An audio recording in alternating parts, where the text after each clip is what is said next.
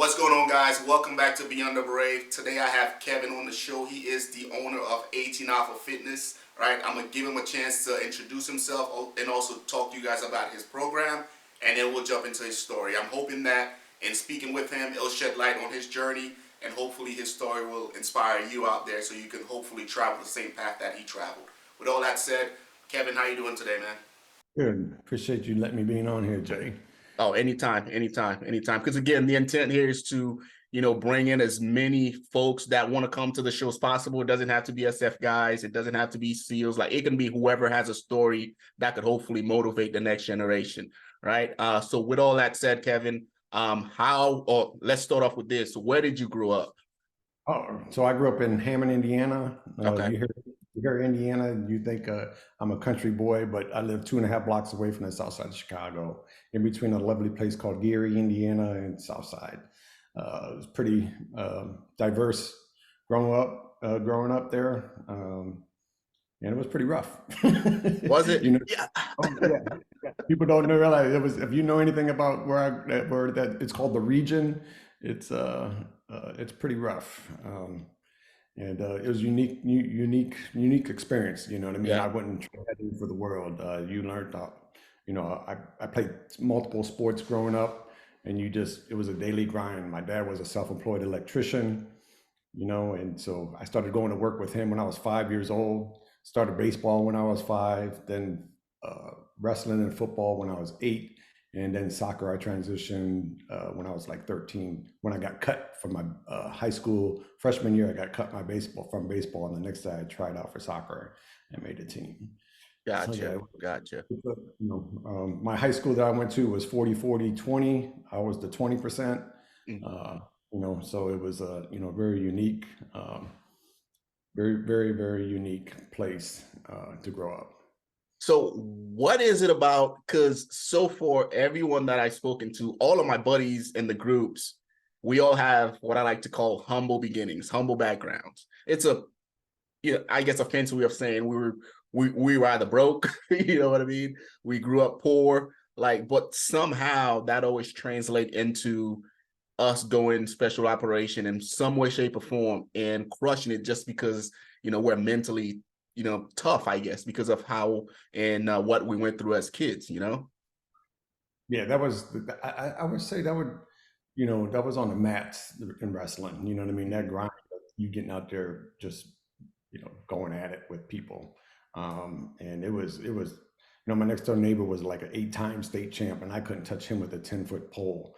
But, it was just something that always pushed me, and I always pushed myself to, seeing what's out there, which harder, what could I do? You know what I mean? And when you know what I mean, when I said I was going to do this, I did it. You know what I'm saying? But it was a long journey. My journey to get into SF was probably longer than most. It took me almost 4 years after I got selected to get to the Q course, just to get to the Q course. I got selected in 96, but to even take a step back, in 95, I went and tried out, and I broke every metatarsal in my foot, grade 3 stress fracture. That's, damn near broke. And I got medically dropped, with a 12-month return, and I returned 12 months later, and grinded it out, and that was a humbling experience to go through. You know what I mean? You think you can go to selection, show up. I was in first cav too. Yeah. I was in a mechanized unit when I went and tried out. I thought I trained up right. I had what's called a Cadillac rucksack to train up with.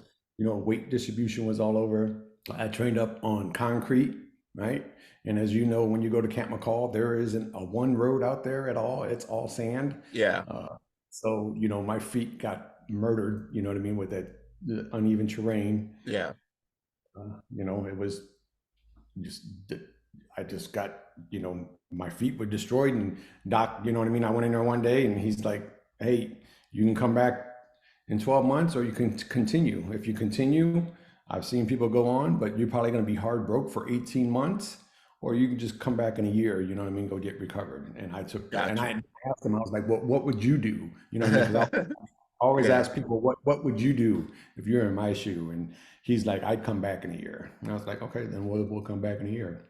Yeah, And then, I'm looking forward to getting into that particular story. But before we jump into that, Kevin, so you grew up playing sports, grew up working with your father. How did you even discover the military? How did you even make a decision to join the military? And then we'll just travel down your timeline leading up to selection.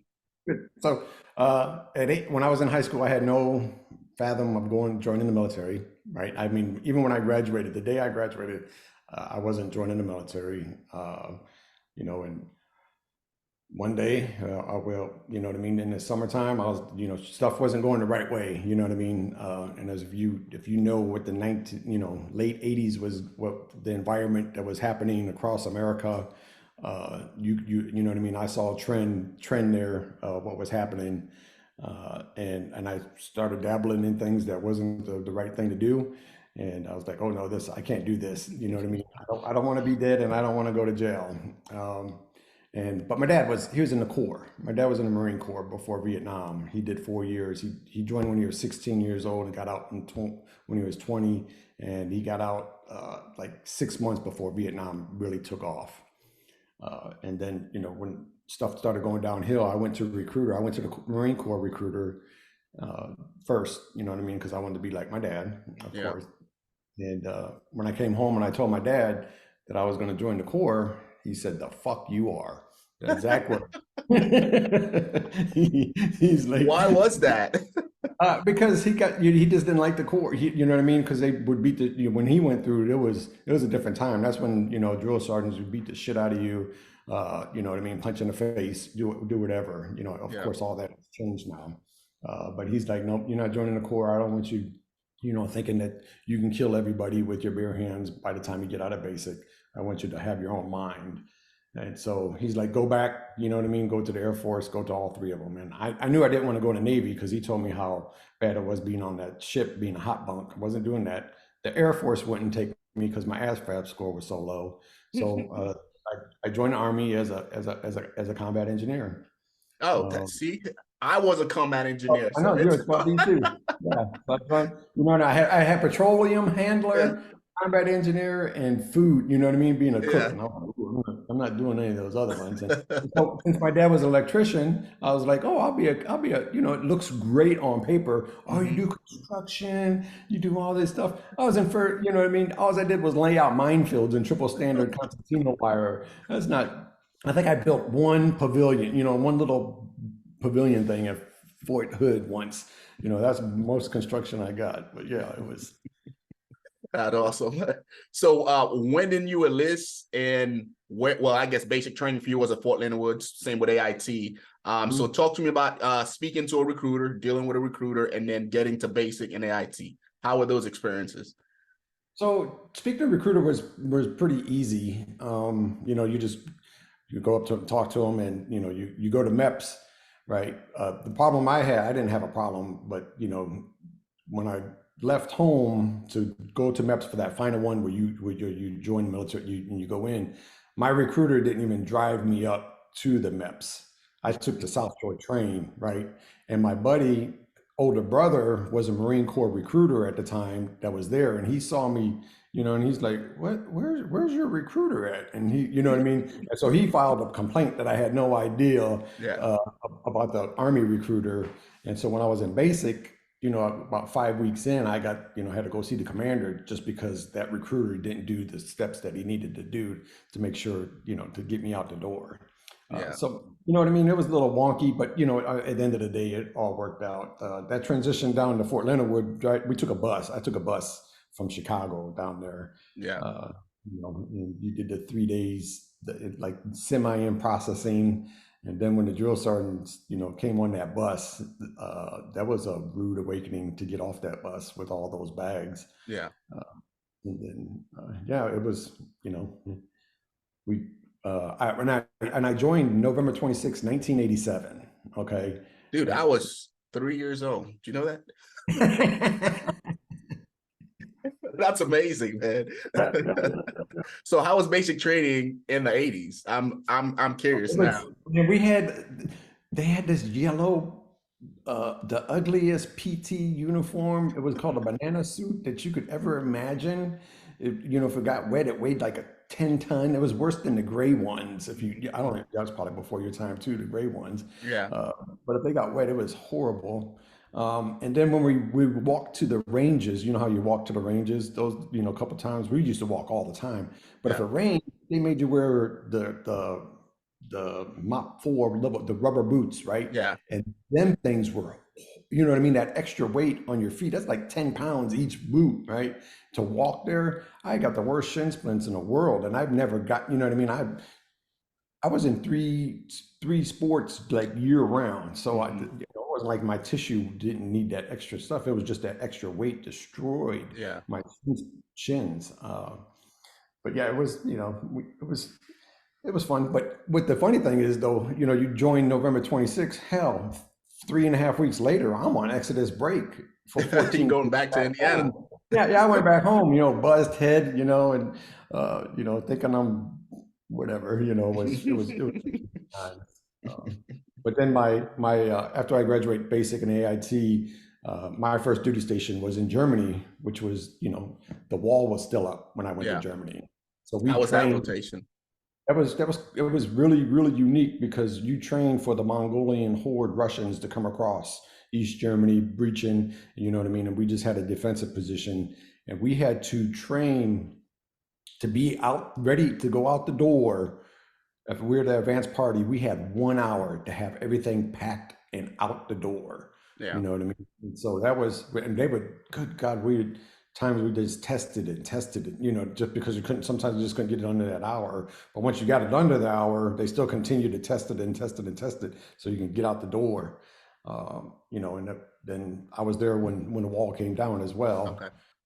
which was, that was we didn't do the test. We did the real thing. We thought we were doing the real thing that time. Like this is not a test. Yeah. We were getting ready. You know what I mean? Just in case, because we didn't know you know what I mean? We didn't know why the Yeah. wall was coming down. But we were in position, and then we got the calls like, hey, it's good. Russian, the East Germany is just falling and blah blah blah. It was really unique. It was a scary moment, but at the same time, it was a great relief that, you know what I mean, that this great war, this Cold War thing was over, that we didn't have to, do anything. That's amazing. You got to be there for part of, history, Yeah, yeah. It was, and then I got some friends that went up to the wall and got, Yeah. got me a piece of rock and stuff like that. But the coolest thing that I was there during that time was two really unique sporting events happened. Greg LeMond won the Tour de France 2 years in a row while I was there. And then Germany won the World Cup in Italy in 1990. And oh my gosh, you So talk you got a about, chance to enjoy yourself at least, doing that rotation. yes, we did. That's amazing. Really unique. How long was that rotation for? Was it a 3 or a 4 year enlistment down there? So I enlisted for 3 years. I got involuntary extended because of Desert Shield, Desert Storm. Okay. Now, did you get a chance to go to Desert Shield, I did not. Desert Storm? Okay. I did not. I was already, my 3 years ended November 1990, and I was already enrolled to go to Indiana State University that January of 1991. And then, of course, there was stop loss came down probably like a month after I had already got my schedule and everything. And so they let me leave Germany, right, through a 4187, the brigade commander, they had to sign that with my schedule saying that I was going to school because you just couldn't, you couldn't get out of a stop loss unless you had something already backed up. Well, that all went down, right? They let me go. I flew out of Germany, went to Fort Dix, New Jersey, and as a good E4 back in the day with my yellow envelope, right? It was taped up. I didn't look at the doggone thing. I got to Fort Dix, I handed it over to the clerk. She opens it up and she's like, "What are you doing here?" I was like, "What do you mean? I'm out processing." She was like, "Again, what are you doing here? There's a stop loss. You should have never left Germany."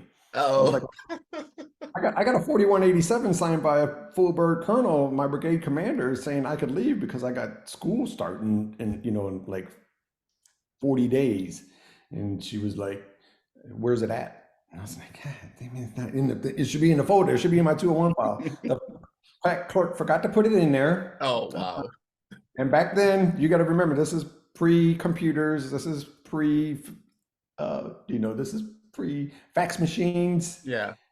So Pre-email, pre-everything. pre-email, right? Pre-everything, right? That she was like, you got 48 hours to get me that 4187. Well, lo and behold, I got it 2 weeks later by snail mail, even though I called. So they signed me to Fort Dix until after the war was over, and then I got to get out, and I had a break in service, and I went down to Indiana University for a little while.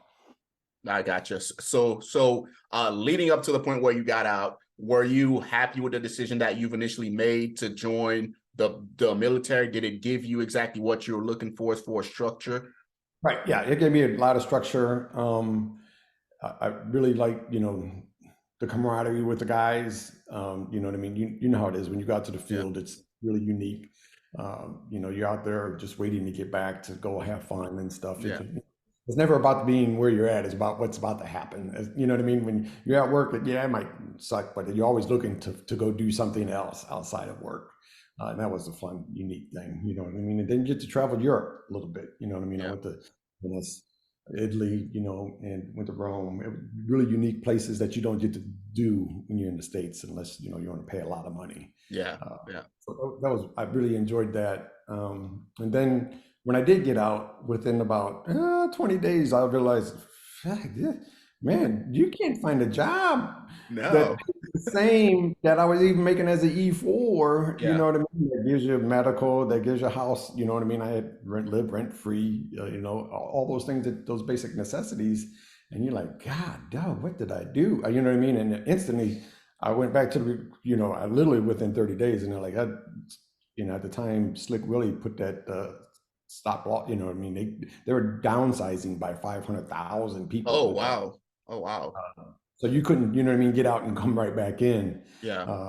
So I went to school, and like 3.5 years later, and I would check probably every 3 to 4 months of when I could come back in. And I joined the National Guard, the Indiana National Guard at the time as well. And my uncle was in the unit in Hammond, Indiana. He was a combat engineer as well. Mm-hmm. Then when I went down to Bloomington going to school, I became a fister, and I couldn't call fire to save my life, you know what I mean? But even after the little 2 weeks of training, I wouldn't trust myself to drop no bombs on anybody. Yeah. Yeah. So, but I do want to back up a little bit. So Sure. that when I did get out, 3 days after I got out, I went to work out with my dad. My dad had just quit smoking. Mm-hmm. A couple months prior, and he wanted to start working out, and here I am just boo-doo-doo, you know what I mean? I was lifting every day at the time. You know how it is when you're 21 years old. And I had just really found the gym. I had played sports my whole life, but I never really found the gym until I got to Germany. And when I found the gym, you know what I mean, I fell in love with the gym. And you either do or you don't, right? And so, when I got home, my dad's like, hey, I want to start working out. So we went to, it's called Omni 41, and my cousin was a manager there. And we lifted, and then he's like, let's play some racquetball. We played some racquetball, waited for my cousin, played the game. And then we're walking up the steps to go to the locker room to change out. My dad grabs my arm, and he's like, go get your cousin. And I'd seen, you know what I mean? Like, oh shit, something's wrong. So I sprint, run, go get my cousin. And, it's like, hey, something's wrong with my dad. And my cousin, we take back off towards the locker room, and he yells at the front desk person. He's like, call 911. My uncle's having a heart attack. Oh, wow. Yeah. So, long story short, he had a triple bypass. Thank God that he had it with us around, because he worked at Ford in Hegewisch, Illinois, and that plant is massive. And he worked a graveyard shift. And he could have been anywhere and had that, that heart attack, and nobody would have even known that, that he was having one. So, it was, I guess, a little faith, but that was one of those eye-opener moments, you know what I mean, in your life. Mm-hmm. He was 48 at the time. I was 21. He had started smoking when he was 13. back, because everybody, I know you were 3 years old when I joined, but everybody before that Yeah. used to, I mean, literally everybody used to smoke. Yeah, it was a thing. It was just a culture, you I know? mean, when I flew back and forth to Germany, I, I, I smoked on the plane. You know what I mean? Everybody just, it was just one of those things you just did. So that was, again, that was one of those moments that you're like, oh, wow. And then you try to find yourself in that, you know what I mean? And I didn't know what I was going to do in my life when I was going to college. And there was a male nurse that was taking care of my dad.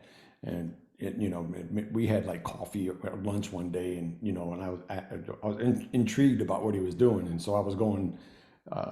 He's like, yeah, you don't have to be a doctor, but you can be a nurse and make a decent living. And again, when you get out the military, and there's not that much many options out there. You're like, what can I do to make a living for myself and my family? And so that's what I went down to school to Indiana University to. I started my degree to become a nurse. Gotcha. So at what point did you decide to, I guess, go back in? Like, what led to you making that decision? Oh. So again, like I told you, every couple months I was checking in with the recruiter to see if they're letting us back in. Correct. And one day they finally like, hey, we'll let you back in. I was like, hey, good. Can I go SF Ranger? And they're like, no, we'll give you Fort Hood. That's all you get. And they're like, once you get down there, you can ask to go do whatever you want. Because when I did join back up, I had 3 goals. You know what I mean? And that was in October '94. I wanted to go. SF was number 1. Become an officer was number 2. Don't ask me why. I don't know why that officer thing was just in my mind. And then 3 was to become a PA, because I had read about that as well. And so I did 2 out of the 3.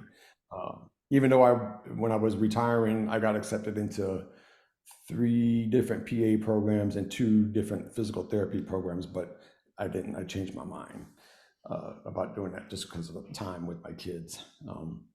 But yeah, so you know what I mean? It did work out. It was, wasn't, when I did come back in, again, I went back to Fort Hood.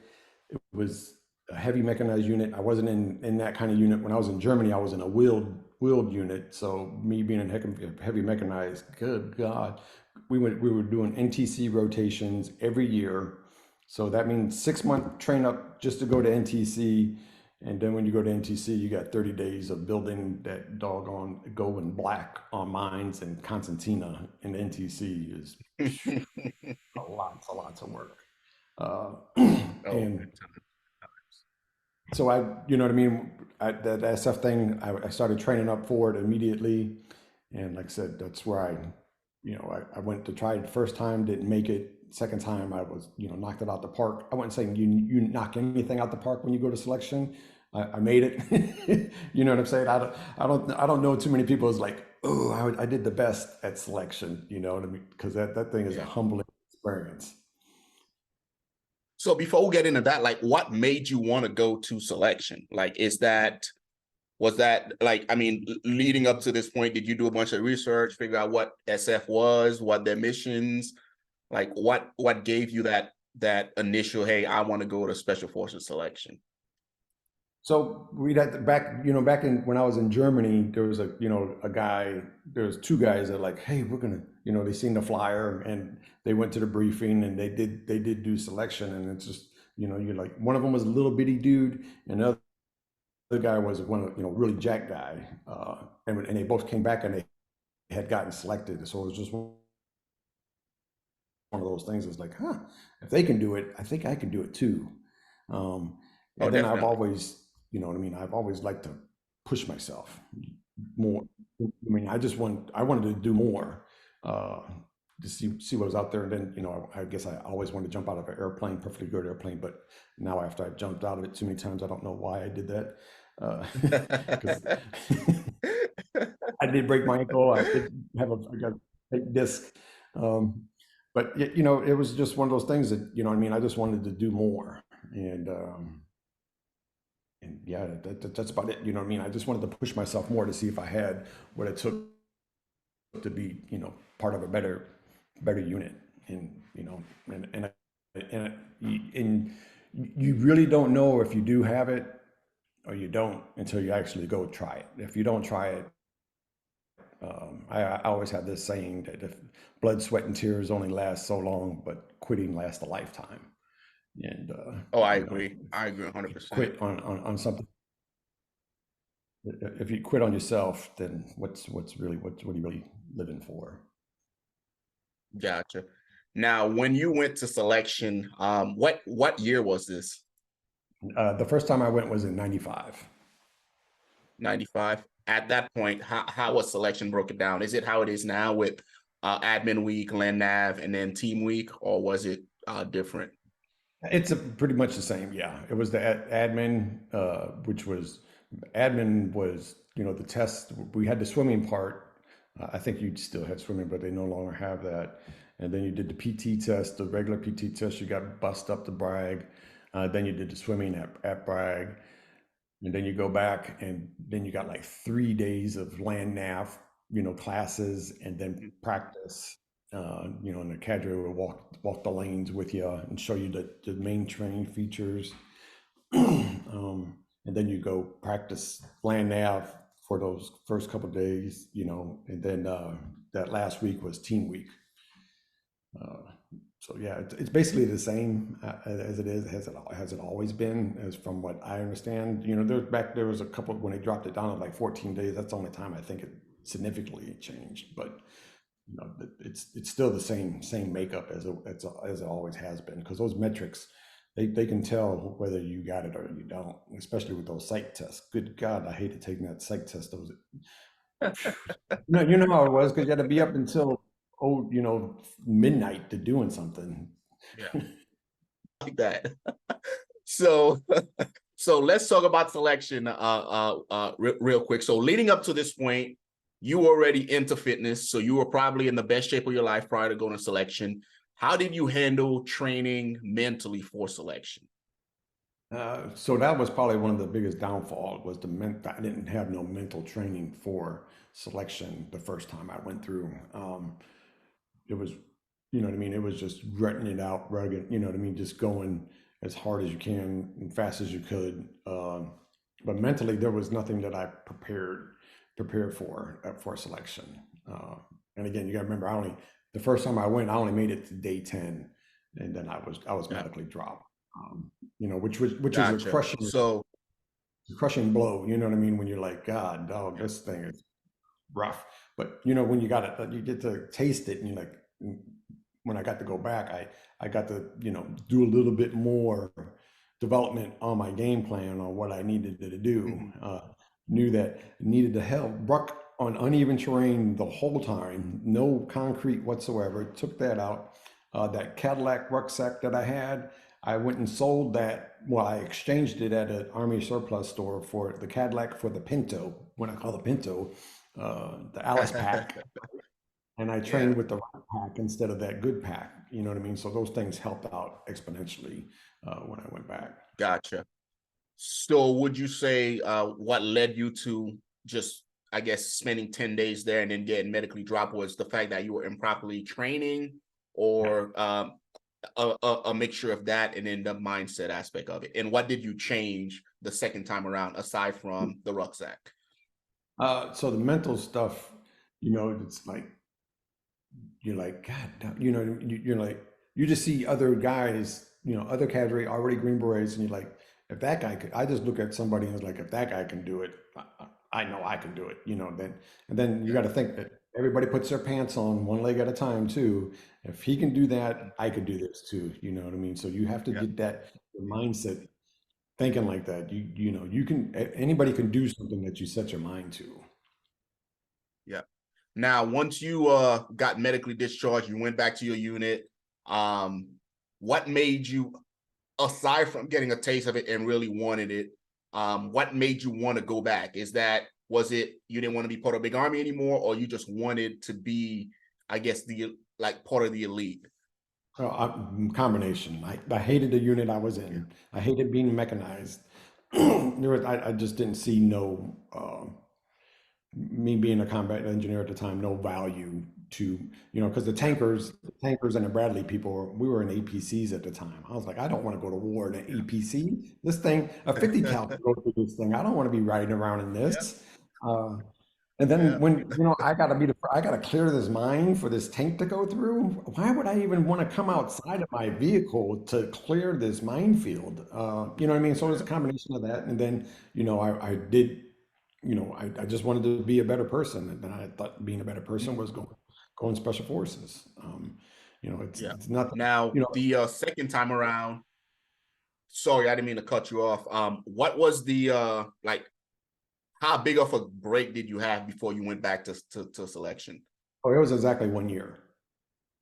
1 year? Okay, that's awesome. Now you went back to selection. How was that experience?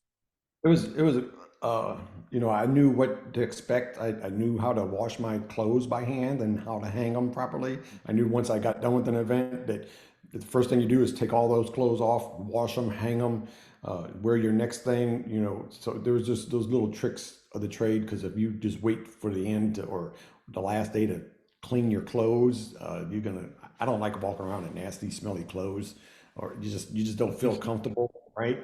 Uh, Yeah, I knew to get nicer flip-flops. Don't use the black ones because those rocks destroy your feet, yeah. right? Just Mhm. those little tricks, and then I knew how to take care of my feet better as well. I knew how to, cut the moleskin properly, how to make the donuts, how to layer it. Because even the second time when I went back, I still got blisters. You still, I don't know what it is about that sand, but your foot's going to move around with those miles. It doesn't Oh matter how yeah, much you're coming up or how hard your feet are. Um, but mentally wise, you know what I mean? I knew I could do this because, going back to that childhood stuff, my football team was an amazing youth football team that I was on. And we did 2 weeks of physical training that would, nowadays would probably be called assault on children if they did that now. You know what I mean? They would be like, oh, you can't do that to kids these days. You can't do 2 weeks of physical training for an hour and a half in August heat. They would, you yeah. would probably get put underneath the bus, jail cell. Hmm. You know what I mean? I knew what hard work was, and then seeing it through my Yeah, dad as a self-employed electrician, I knew what hard work was, and and then you just can't quit on yourself. yeah. Now, what would you say was the hardest part of selection for you, as far as physically and mentally?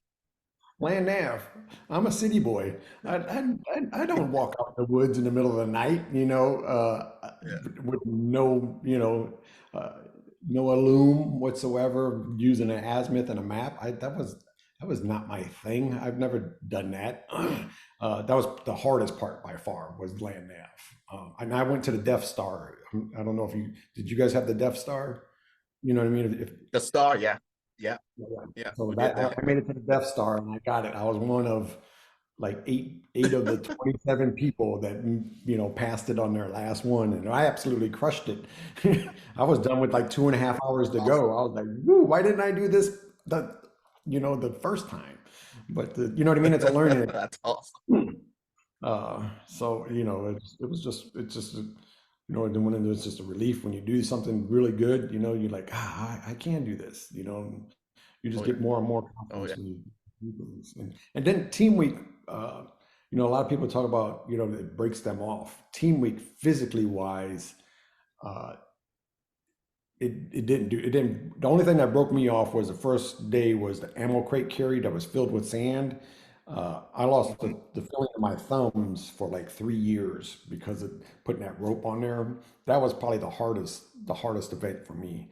The Sandman carry with the big one to get that log. I was like one of the only people at the end that could still press to get that pole yeah, out to go in and out, and I would help people out. I'm not saying, like, again, I'm not saying I'm a really strong, but I was physically fit for all that. And then the last march, when whatever the distance, the unknown distance, yeah. don't The stop, track. Yeah, do not stop, and have a snack. Don't get out and eat Yes. your MREs. Take off your boots. Do not stop. You're gonna Just fall walk. asleep. No, I stopped and took off my boots, took off my socks, ate a meal, and I put my stuff back on, and I think I like going all the way back because my feet had swollen so much. Don't stop. Just keep on going. Just get Yeah. your snacks on the move. Do not stop. Because it is going to end. But Yeah. there's a lot of That's amazing advice. yes. Do not stop and have that break. Don't stop. Just keep on going because your feet. I mean, mine just swelled up so much because you're walking so long. You know what I mean? I don't even know how. They say about 26 miles. But Yeah. you start at midnight and you end at noon the next day. But that's when Yeah. about that time, it's horrible. Yeah. Yeah.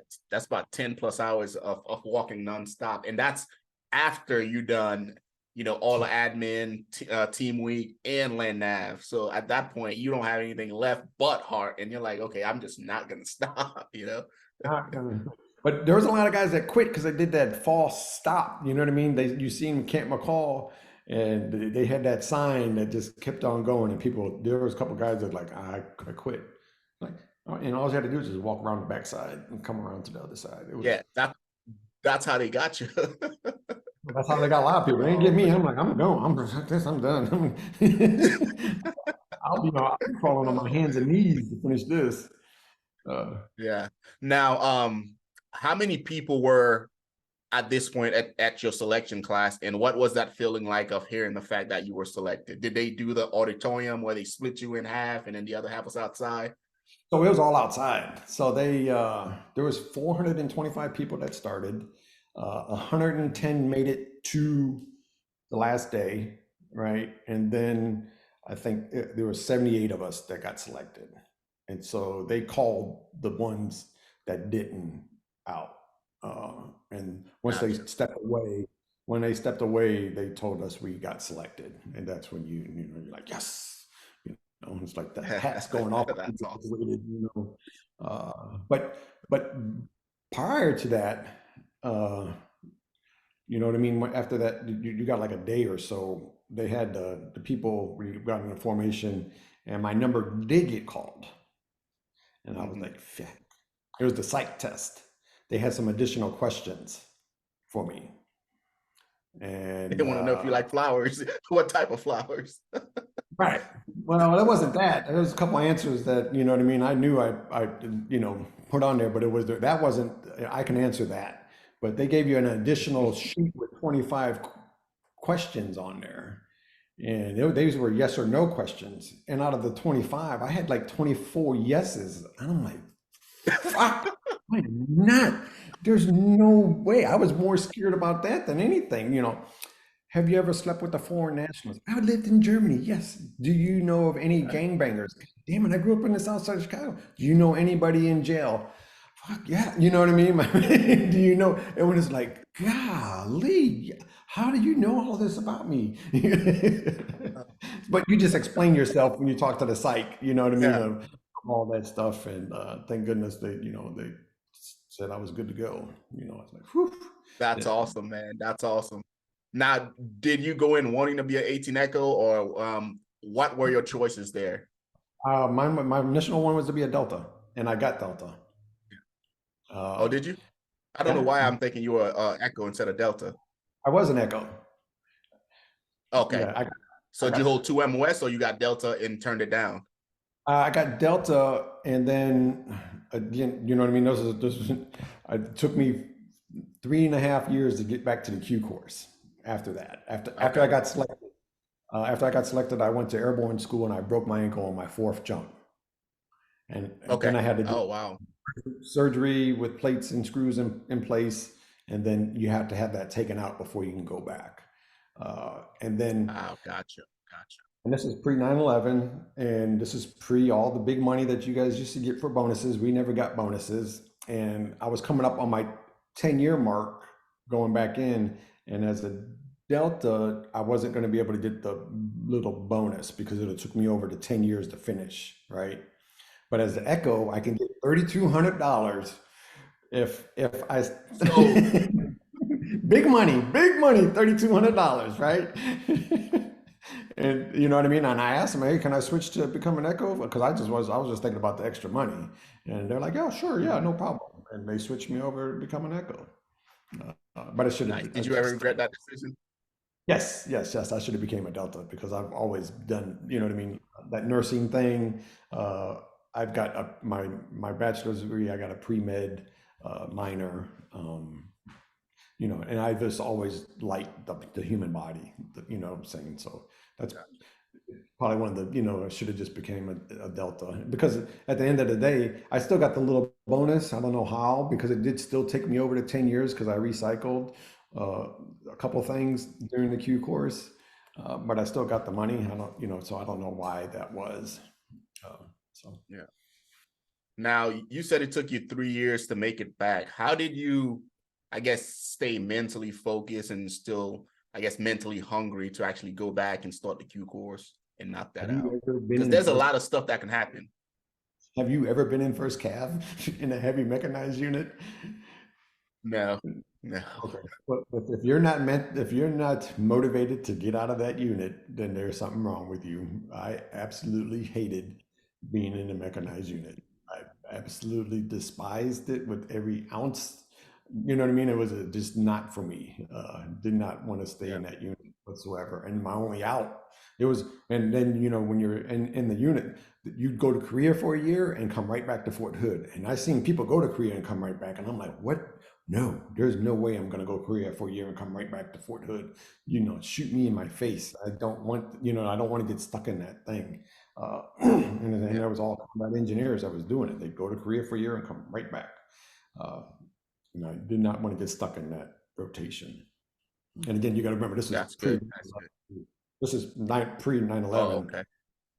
The one thing that we did do, I did get to go to Bosnia with First Cav, which was unique in itself. And I was the convoy commander for our battalion commander for 6 months there. And, you know, and then when you're there and you see SF dudes walking around with sunglasses on, hands in their pocket, and we had to wear everything, you know, the Kevlar. And then we had flak vests, Vietnam flak vests that wasn't going to stop fucking shit, right? But you know what I mean? We had to wear it because it's supposed to give some kind of protection, but you don't know that it's the worst piece of equipment in the world made. But first cav, you got to wear this flak vest everywhere. And then you know, you see the SF dudes, they're just, you know, slicked out, you know, beards, and you're like, God, and I'd already been selected, and you know, it's like, please, I gotta go back. This is what I want to be. That's what kept me motivated. What keeps me motivated. So you get back to the Q course. What would you say was your most challenging aspect of the Q course? And then how was it getting all the way to the end and finally getting to an operational group? So the hardest part was Morse code. We had to learn Morse code at the time, and you had to graduate with a 1313. I recycled that. I got a 1010 my first time, and you got to go back, and it's like six or 8 weeks long, and it's like learning a new language, you know. And if you know, you got to hear it, and then you got to be able to send it. That was the hardest thing, you know, to every day go up to, you know, Bryant Hall, the old one, you know what I mean? With the building, you just got to go every day and you're just sitting in Morse code for 8 hours a day, just practicing it. Yeah. I think they got rid of that, right? They got rid of it like a year and a half after I left, you know what I mean? After I got done, after I finished. After 9/11, they're like, oh, we don't need this. But I was at Bryant Hall. I was there. I was finishing up when 9/11 happened. Like, how was that scene, man? How was that fucking atmosphere? So we were at Bryant Hall. We all got put on break. You know what I mean? They're like, something happened, and we're standing at the CQ desk, right? And you know, there's a TV in the background with the news, CNN's going on, and we're all on break, and we already heard about the one plane, and then we're watching it, you know what I mean, on CNN Live when the second plane hits. And I just remember looking across, and it was like, it just got real, you know what I mean? It's like, there's no more, this isn't to become a cool guy anymore. This is like, we're about to get, we're about to get to put to work quickly, right? Yeah. Yeah. And yeah, I mean, right. One of my guys, he was like, fuck, less than 90 days later, he was already in, you know what I mean, in Afghanistan. He was there, yeah, it was quick. The aha of being a cool guy to like, shit, it's about to get real now. Yeah. So at this point, did you still want to be an SF guy? Clearly you did, because Oh, clearly, I mean, retired. that even that, I mean, seeing that gives you even more motivation to do what you got to do. You know what I Yeah. mean? That was not like, oh, I don't want to do this anymore. No, it's like, fuck, Yeah. I'm going to do this for my family, so my nieces and nephews, my nephews don't have to do this. This is straight. You know what I mean? When people stepped up during that time, you step up. And if you didn't, then you should go live somewhere else. Yeah. Yeah. Because because I'm from New York City. So when that happened, I was across the bridge in high school, because I went to high school downtown Brooklyn, which is right across the bridge from Lower Manhattan. So you can hear it. And then we look up and then you can see all that stuff, and then I graduated in 2003, and then 3-4 months later, I was, at Fort Leonard, going through basic and AIT as a combat engineer. So good times there. So Q course is done. You got your beret. Now, did you choose first group, or did you want to go elsewhere initially? I think they chose it for you. You know what I mean? It was like, I think I had Language, yeah. first, 10th, and you know what I mean? When you're at selection, you get to pick, and I don't know what it was about first group. I don't know if it was in my top 3, but I don't think it was my top 1. But it didn't, at the end of the day, it was anything was better than 5th group, I think. It just Yeah. Yeah. Hey, those dudes, they don't have, like, I always joke that they don't have any sense of humor. It's always just beak. And I'm like, dude, like, what's going on over there? And then I'd be as a third grouper, disgruntled too if I had the yeah. 5th group. I'd be disgruntled as them. But see, that's like, we had a chance to rotate into some of their AO, because they were deploying all the time. So third group started subbing in and out. And I'm like, dude, some of the places that they go to, I'm like, why are you so upset all the time? Lebanon, Jordan, like, they have some good areas that they go to, But, It's not like 7th group, but it's still decent. and that ain't like first group either. No. So you get the first group. How was it being a new guy in first group? I know each group has their own environment. So each Echo that's new, that was at first group at the time, had to go work at SIGDET. Before getting to a team. Mm-hmm. Yep. And I got to the SIGDET. It was, I had Mark Shampoo. He owns a pretty decent unconventional something. Anyway, he was my NCOIC. It was a great time getting to know how the whole signal works with everybody and how the teams go out and deploy. I got fortunate enough to, since I was already long, to have to go on a couple of J sets with they would take in a couple of teams at a time. When it was like more than 2 teams, they wanted to have a little mini AOB, and I went out and did that. And then, it was unique experience at the time. And then when you know what I mean, that's where this officer thing comes in too. So I finished the Q course. I was at E6, 6 years already, and the board comes out probably 18 months after, probably like a year after I'd been to that first group.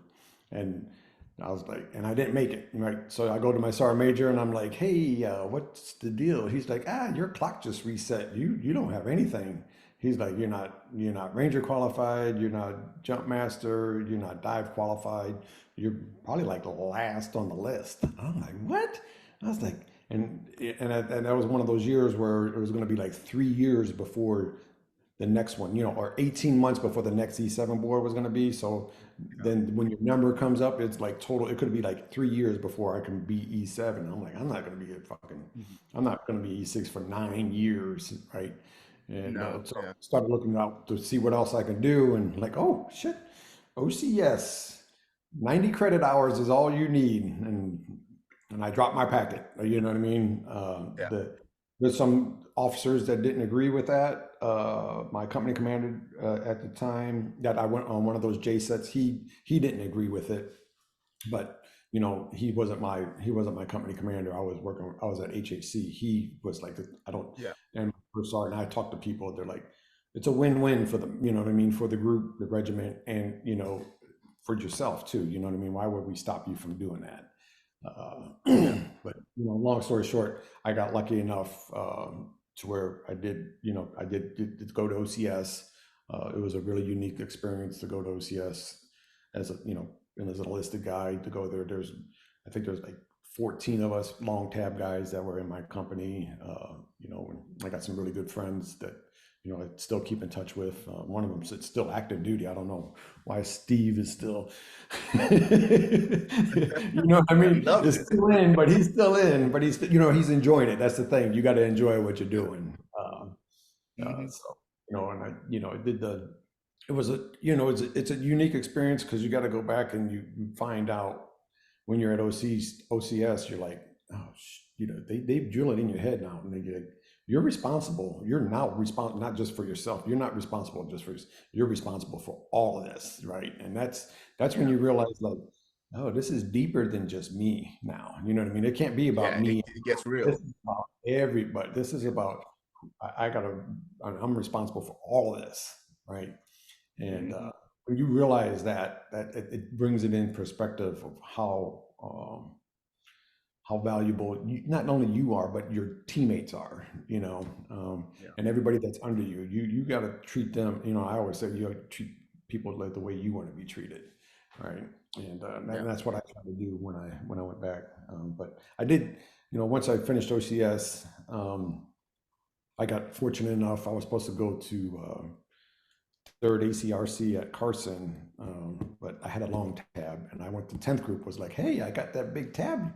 You need a chemo, because I was a chemical officer when I got out, and 10th group took me in, and I was fortunate enough to be part of third Battalion 10th Special Forces group, and I got to go to OEF3 with them. You know, got to learn some really good, you know, unique things, uh, and you know, the responsibility as a second and first lieutenant isn't, you know what I mean? It isn't as high as being a captain. You know what I mean? You're responsible for stuff, but nothing, you know, nothing about the show, you know, how much weight you carry as an ODA commander. And, Yeah. you know, and I wasn't going to stay at chemo. You know what I mean? I was not going to like finish up, you know, you got to do, when you switch over from enlisted to an officer, you got to do 10 years as an officer to retire as an officer. So, you know, I had, you know, quite a long time, and I was no way I was going to stay at chemo for 10 years, but you got to do at least 3 years. You got to be a, you know, first lieutenant promotable before you go back to the Q course, and you just submit your paperwork. You usually get, you being a prior enlisted guy, you get whatever your first choice is. And when I was at the captain's career course at Benning, finishing doing that for 6 months, the branch manager had a meeting, you know, and they're like, hey, you know, my first choice was to go back to 10th group because I loved it. There's really some really Yeah. unique guys there. You know, they infilled in Afghanistan and Iraq. You know, they did a lot more than what first group was doing at the time. Mhm. And so when I was there, though, they're like, hey, I saw you were in first group. He was like, he put this little dingling thing. He's like, you want to go to Okinawa? And I was like, you know, like a fish, like, oh yeah, I'll take that. But I had to call household six, the boss, because, you know, she was set up in Yeah. Fort Carson, and she's like, yeah, Yeah. baby, whatever you want. You know what I mean? If you want to go to Okinawa, and it was really a unique situation to go out there. Take the family out there. My daughter's first 3 years of schooling was an immersion, all Japanese school. My boys went to school on base. A toy station is a phenomenal, really close, tight knit family. I wouldn't change that for the world. And you know, it was That's amazing. really great experience for me and my family. And I was real fortunate enough to lead some really great guys over there. That's amazing. That's amazing. So leading up to this point, did you at all like question your choices, joining special forces, going OCS? Like, were you 100% like, this is what I want, and I'm glad this happened the way that it did? It's at that point you don't think about it, right? You know what I mean? I'm always just charging forward. But when you had to when I had to step away being a team leader, that's when I second guessed it, and it's like, why didn't I just go warrant?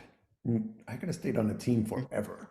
You know what I mean? Because you got my team, my warrant was he was a E8 promotable, right? And he snuck his packet in and became a warrant so he can stay on the team longer, and he did Yeah. 30 years, and it's just one of those things if I had to do it all over again, I'd have became a warrant. I'm just, you know what I mean? Okay. I'd have preferred to be in a warrant. I didn't like the officer bullshit that goes on. I don't rub and tug nobody. I don't give a fuck who you are. You know what I mean? And there's Yeah. some guys that's really good at it, and I'm not a good rub and tugger. You know what I'm saying? I'm a sticker. Yeah. I was, you know what I mean? Right? You know exactly what I'm talking about. I don't play that game whatsoever. I was not a good at it, and I only took Yeah. care of my guys. Right? I didn't care about anybody. I Yeah. didn't care about anybody else. I took care of my guys. So Yeah. that's the one. You know what I mean? And that's good to hear, man. You know what I mean? When you think about, yeah, that's, I would have rather be, I could have did more Yeah. time on a team too. You know what I mean? Because your time as Yeah. an officer was very limited on a team. Yeah. Now, since we're on the topic of being a team leader, do you have, or what advice do you have for any of the future team leaders that are watching you right now? Because it is a very important job. There's a lot involved between you and the team, someone in the warrant and the team dynamics, how it's like you guys are involved in a three-way, right? You gotta know how to massage it, like you having advice for those guys. Right. Yeah. So my best advice is just like that one statement I said earlier: treat people the way you want to be treated. If you treat them like an ass, they're going to treat you like an ass. If you treat them with respect, they're going to treat you with respect. And then lead from the front. It's always been my thing. Don't let your team go out and do PT. Uh, you know, uh, you know, there's certain dynamics about that. You know what I mean? It's the team sergeant's job to lead Yeah. him in PT. It's not your job to lead him in PT. And if he takes that role and he wants that role, at least work out with them once in a while. You know what I mean? Especially like on a long distance run, go for that, but don't separate yourself too much. I did because my team sergeant was an old school guy, and he thought push-ups, sit-ups, and pull-ups and running every day was the way to go. And I was already, you know what I mean? I was very diverse in physical fitness. And at that time we got our strength coach, and I'm like, why are we not using this guy? You know what I mean? Why? Yeah. And so 3 days a week I'd be with the strength coach while the team's running, but I would run with them on the long, but make sure that you're leading too. Don't be last. You better be physically Gotcha. fit as Gotcha. a damn team leader.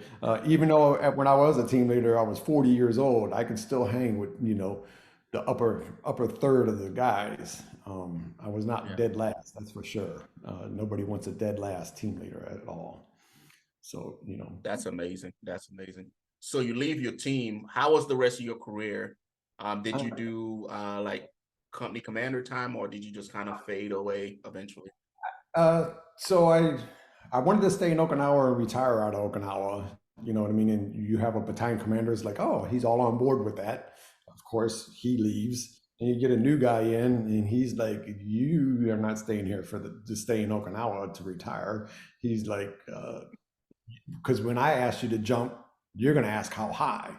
If I ask a Yeah. new team leader that's not as old as you or prior Echo, he's gonna be like, "Yes, sir," you know what I mean, and do exactly what he says, Yeah. right? So he's like, "I got to send you back to Bragg. I want you to retire, get right." So I went to Bragg and I became a SATMO LNO for PACOM, which Gotcha. is just an officer job where we wrote contracts. It wasn't nothing fancy or anything like that. And again, I dropped my retirement at 9 years as an officer. I wasn't doing a day over. Well, I did 30 days over the 10-year mark, but I was done. You know what I mean? I was tapped out at that time. I mean, it was 26 years total time. So Wow.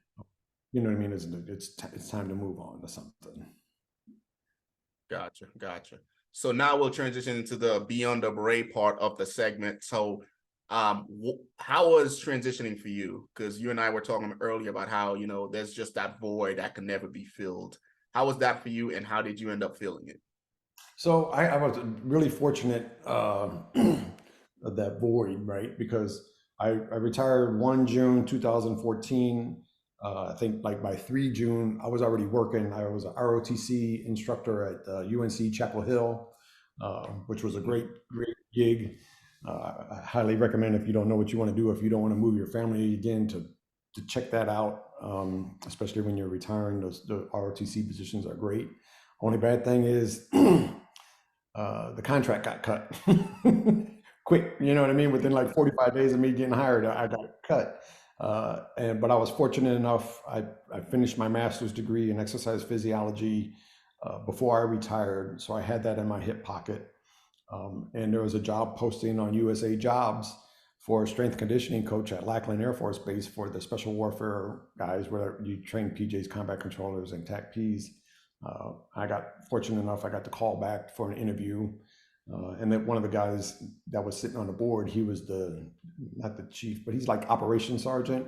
And his name was Jason Lyden, and he owned a CrossFit here locally in town. And, you know, I started CrossFit like in '05 when I was in Iraq. And, you know, so we just had that commonality, and he was a PJ, and, you know, I got hired. And I arrived down here at Lackland on October 20th, 2014. And, you know, that camaraderie after, you know what I mean? I was still working with PJs, still working with combat controllers. And oh, by the way, one of the combat controllers, he was assigned to the team next door to me in Afghanistan that lost a guy, right? He was there, and then another combat controller was in Holo with me in the Philippines during OEFP when I was there for a year. You know what I mean? So you just got a commonality, and all these guys are, you know, if you haven't seen what their pipeline is, it's Yeah. it's hard. Yeah, it's hard as shit, right? Like, we think we do hard stuff, then it's like, holy moly, because they got to be able to get attached to anybody and do whatever that team is doing, you know?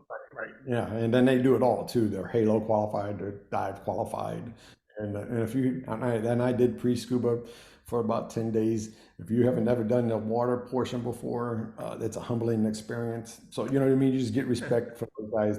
You know what I mean. When I tell them I was, you know, an Echo before I became an Alpha, they're like, you know what I mean. It's just, I got to become a team member again, right? Even though I wasn't active, I still got to become a team. I still got to, you know, had a say in what things were happening and training guys. I got to work with guys that were at their selection every day, you know, 8 hours a day, work them out. The ones that didn't make it, I would get them physically ready to go, you know, make it. You know, so it was really good to be part of that dynamic team. And it's probably one, you know, it was a great experience. And then I got to, you know, during that time, I got to test a lot of variables on what really works to get these guys ready, not just mentally, not physically, but mentally as well. Right. And that's where I learned how to, you know, I do a lot of breathing stuff with my programming now. And then mobility, as you know, once you get older, mobility is probably the biggest thing, if you knew that when you're younger, to be doing your whole career as opposed to later in your career. Yeah. Now, are you still running that program now? No, I left August of 21. It was time for me to go. Then there's an event that happened that the commander there was a murder suicide by a student, and I was there when that happened. Probably, you know what I mean. That affected me more than me being downrange, because you know shit ain't supposed to happen when you're not downrange, right? So you know what I mean, and that weighed on me a lot for like a couple of years after. And I was like, I was one of two civilians that were still there. That was, you know what I mean, that was there at the same time. And then, you know, I mean, just that every day going back to the same workplace You know, I mean, Yeah. Yeah. it's on you. You know, when you're downrange and you see stuff, you're not going back to that place ever, right? No. But you're going back to work every day, and you see, you walk by the office, Yeah. people. And so it was just one of those things that it was time for me to go. I had started 18 Alpha Fitness. It started gaining traction. And, I talked to the wife and it was time to cut sling load. And so now I just focus entirely on 18 Alpha Fitness, try to get these guys physically and mentally prepared for the respective selection. I got multiple programs for any branch of service. But me being an SF guy, that's where most of the guys come from. And then people that know through a company called One's Ready know that I was a strength coach for 7 years at their selection. So they know that I know that, all the ins and outs of their selection process. Yeah, yeah. Some really cool dudes over there over at One's Ready. Actually, I made connection with them. Hopefully, they can link up with me and we can do something together. Now, so how does your program 18 Alpha Fitness work? Do guys reach out to you and you, based on what they're looking for, put a program together? Like, where can they find you? How can they get in touch with you? Let's talk a little bit more about that. Yeah, so I have a website at www.18 then alpha the A and then fitness.com. I have multiple and I got a selection for SFAS, a selection program. I got a Ranger prep program. I got a special warfare program, and that's for the guys that's going combat controller, PJs, or special reconnaissance because they have swim, a lot more swim. And then I got a TAC P specific one that has less swim because they just have to be able to pass the 500-meter swim test. They don't need the whole pre-dive swim package. And then I have a Navy SEAL program. And those are across the board all the same. They get access to an app that I have. And then within that app, once they sign up, they got instant access to me. If you go read any of my Google reviews, if you ask a question in the app, I'm the one that answers it. Nobody else answers it. If you got any problems with anything, I'm the one that answers it, not nobody else. So that's the easiest way to do it. And then I also have a custom program. If you're like slacking or lacking on something that you really want to pinpoint, you can sign up for my custom program, and that's Then we'll dial it in on what you really need. Gotcha. Yeah, that sounds like an amazing program because you and I both know when we were training for selection, we had to figure it out, right? There was nothing like that exists. No, it was all, a PDF that here's a little booklet you can follow along, you know what I mean? And it's Yeah. there was nobody there to answer questions, you know what I mean? And that's what I think makes my program a little bit unique, is that I can answer the questions, and then when I answer them, I know what I'm talking about because now I've been to my selection, and then I actually worked at a selection for seven years. So, I don't think there's any other program out there that had a strength coach that worked at the selection that is, providing programs for these guys that are getting ready for selection. Yeah, that's amazing. And what we'll do once this episode airs, like I'll put all that information in the description down below, guys, so you guys can see how to get a hold of Kevin. And then whatever you need, just reach out to him.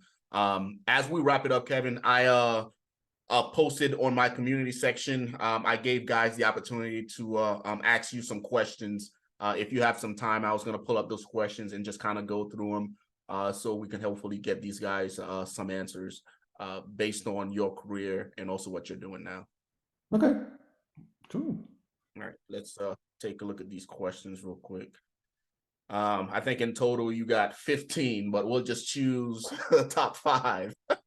15 already? We'll just choose the top 5. All right, let me see what we got. All right, here we go. All right, best advice for managing family life and dealing with being absent. More specifically, having a wife and a kid in special forces, and then serving as a captain, managing your ODA and keeping that, I guess, separate from your home life. This has to be an officer because it's a long one. My wife is, you know, I mean, different than I'm sure some others. My wife was active duty when I met her. Oh, And then nice. so we met at Fort Bragg at the NCO club on her 21st birthday, you know, blah, blah, blah. So my wife's a little bit unique, different. She knew that, you know, with the struggles we had as both enlisted. And so, and, you know, when I told her I'm going to become an officer, you know, she was on board. You know what I mean? You always make sure the boss is on board because she's the boss. You know, she runs the Yeah. household. You need to make sure that you're there. You just provide, right? She runs the household, but Mhm. you need to make sure that she's on board on every decision that you're thinking about doing. And if you have that, then it makes it easy. Mine, you know, of Yeah. course, there's gonna be hiccups, but you know, if she's on board and committed, then she's on board. And you know, you're like, I provide. You're gonna take care of household six. Um, Yeah. and then with the ODA, you know, management stuff, that you just gonna have to, you got to deal with that, right? Because you got a Yeah. boss, and you got to answer to that boss, Yeah. right? You just gonna have to deal with that, and there's nothing. You and don't talk back to the boss. Just yes, sir. Because he'll just fire Done, right? It's not you know, unless you don't want to become a major. Yes, you. Yeah. sir. I'll get it done right away. Whatever you need, just you know, you got to. There's a game being an officer that you have to play, and if you don't play it, then you're just gonna get left behind. All right. Yeah. And I'm not telling you Yeah. how you play it. You know what I mean? You play it the way you want to, but it's a unique space. Again, you know, after it's all said and done, I wouldn't change it for the world. Yeah. Yeah. It's very difficult because you have, 11 dudes in the team room that you have to manage to make sure you have good rapport with them. And then you have a major, and then you have the battalion commander, like that's your senior raider. Like you have to figure out how to keep everybody happy, you Right. know? Right. Yeah. As opposed to the team sergeant, I just got to make sure you as a team leader are happy. You know what They I are mean? happy and You got like all these. Yeah, that's amazing. All right. What advice do you have for 18 series guardsmen? So I guess 18 Alpha guard versus 18 Alpha active duty, if you have any advice for them. I don't know uh, how the jobs are different so the only thing and that's how they're different the same. is it's the only thing that's different. You know, the pipeline is still the same, right? But when you Yeah. get done, you go back, you do your normal job, and then you know you got to carve out time to be a guardsman, right? Mhm. And you just got to work with your corporate, make sure that they know that you got a deployment coming up, and make sure you communicate with them well, uh, so they know that, oh, John's going to be gone for 6 months, or he might be gone for 6 weeks for JSET or whatever. You just Yeah. communicate with whoever you work with. It's really no different. It is and it isn't any different. You know, active and being in the guard. It's just that in the guard you got more leeway. You know what I mean, to do Yeah. things as opposed to being active duty. Yeah. That makes perfect sense. All right. What's it like when you got to your first unit as a brand new Special Forces captain? Are you treated like how new SF guys are treated? For me, different because I was an echo before. You know what I mean? I don't know what that feels Yeah. like being a brand new team leader into an SF unit because I wasn't a brand new SF guy. SF guy. Yeah. I was already an SF guy. Not only was I was an Echo in first group, I was a chemical officer in 10th group. You know what I mean? And then I arrived in Okinawa as a team leader. So I'm a little bit different. So I don't know how that feels.